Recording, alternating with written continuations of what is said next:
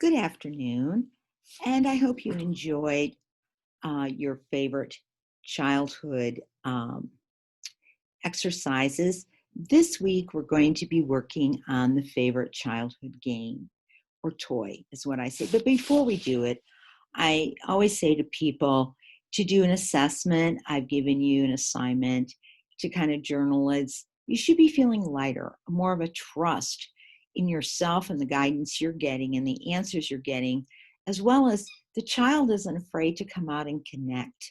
You're feeling very integrated, or more so, a little bit lighter, joyful, having fun, looking forward to doing these things. This week, we are going to be working with our favorite childhood toy. And the favorite childhood toy is what you do is you first ask yourself, your child, what was their favorite childhood toy and yours, and write it down. Mine was Monopoly. And I asked myself, and this is what you should do in this exercise, is about Monopoly, who did you play it with? I played it with my best friend, Cindy. Where? At her house on Saturdays. When? I was about 9 years old. And what? It was Monopoly. Now, some people may have toys, as far as dolls, those kinds of things. And I think the important thing is not necessarily to play the game this week, or that play with the toy this week, but make it to find images on the internet that are of that favorite toy, so you can kind of get an example and kind of bring back those memories of what you liked. Now I'm looking at the inner one on this, and there wasn't Fisherman's Wharf or any of that. When I played Monopoly, it was all the Outer Edge. Maybe this is a newer Monopoly game, because as I look at this page, this picture, I can remember we all wanted to collect the $200 on Go, and we would put it right there in the middle. And then that would get us out of jail if we landed on Go. I remembered our favorite properties. I always wanted all the railroads. She wanted the utilities. Neither of us liked the red or the green. We liked this because we'd go this way. We'd start buying up all our properties here. We'd fight over these, the more expensive ones. And also, when we got to free parking, we'd get the money inside. I didn't really care for the orange. She liked the red, but we had our favorite properties. And what's so interesting is we really didn't know what a utility or hotel or motel or house was. We just liked putting them on those squares. I also remember neither of us could figure out what this income tax meant. What is that? We never heard of that. We were 9 years old. What's income tax? We thought that was kind of strange. And we also didn't understand why we wanted all railroads or none of them. So if one of us got one railroad, neither of us would try to get the other one. The same with utilities, because we realized the more you got of those, the more rents you received. Then I was writing all that down. I went and asked the child, or my child came out and said to me, what were my favorite tokens? Oh, mine undoubtedly was this little dog. That little dog, I can remember feeling it in my hands and feeling all its little fur. And if I couldn't get that, I would take the race car because it was smooth. I didn't like the wheelbarrow. I didn't like the shoe. The top hat, nope, or the iron. When I would play this with my sister and brother who were younger than me, my best friend Cindy and I, we already knew she would get the race car and I would do the dog. If they took one of those, I'd beat them up till I could get it.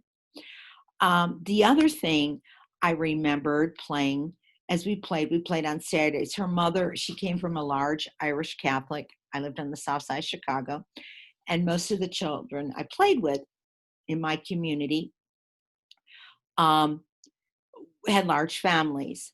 And she and I were best friends. We went to the same public school. It was called Potawatomi Hills, the Potawatomi Indians that settled here in Wisconsin, where I live, and in Chicago. And I thought I was one of the Potawatomis because I summered in the lake where they summered, and I went to school and lived on the south side in a neighborhood called Potawatomi Hills. So I must be a descendant of Big Chief, even though Bigfoot, even though I'm a white Anglo-Saxon Protestant, but I was convinced I was. Anyway, her mother would always be we'd be cooking, we'd be doing this while and I don't have the picture, but what I heard were cartoons, the old TV with the cartoons in the background, because we do it about Saturday, about 10 o'clock, we'd get together, and her mom would be making, in those days, Saturday or Sunday dinner, because everybody ate dinner after church, even we did, even though we weren't Catholic, Sunday. And her mother, I could always smell her corned beef and hash cooking in the kitchen. We'd be playing on the floor right in front of in the living room, right in front of the couch. And I can always remember the light. She had a big picture window streaming in, hitting the carpet, and we'd be eating Fruit Loops. And I remember the taste of them. And so all those memories together, my child and I thought, why and how was it my favorite toy? How was it my favorite toy? Well, Cindy I was a very shy little girl. She was my first consistent best friend, the one I played with every day, who I picked me up or I picked her up to go walk to school. We would go to, we were in class. First thing we would do when we'd get our teachers to make sure we had the same teachers. I was really good in science or social studies in those days, history and English or reading. She was really good in math and science. We were like the top of our classes all the time, even though in different subjects. We had the same teachers from second, third, fourth, and fifth. She moved away. I loved her house because she had an older sister. I was the oldest, and her older sister always seemed, to know everything. This is in the 60s, and, she was just a really neat teenager. And she had a little brother who we beat up, and sister who was my sister's age, which we kind of ignored. And also, it was a time when I had a best friend, and I was 9 years old.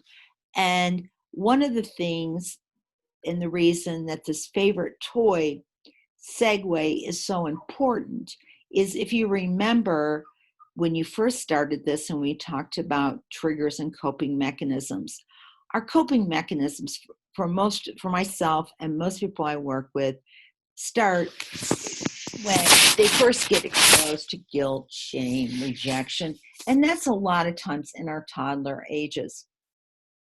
So we're coping as a toddler. And as a toddler, we really didn't know how to cope with them. So we repressed them or ignored them or distracted them, which is our coping mechanisms to this day when we start getting those feelings in our body, not the label, but the feeling. So we distract ourselves. We don't want that feeling, just like we were with a child. But as we work the process that we've been working, you start to notice that those coping mechanisms, since you're kind of looking forward to re-experiencing these memories, resurface easier, and they're not as painful because the child's able to validate and use that. And so around 9 or so, when most everybody can remember their favorite toy, and one of the gals I worked with said it was roller skating, and she was the best roller skater, and she was with her family, and she could roller skate backwards, and she felt so confident. She said it was around 8 or 9. We start no longer, at that age, we start becoming ourselves. And the important thing to remember, and how you can start shifting your coping mechanisms, is to remember the feeling you received with your favorite childhood toy.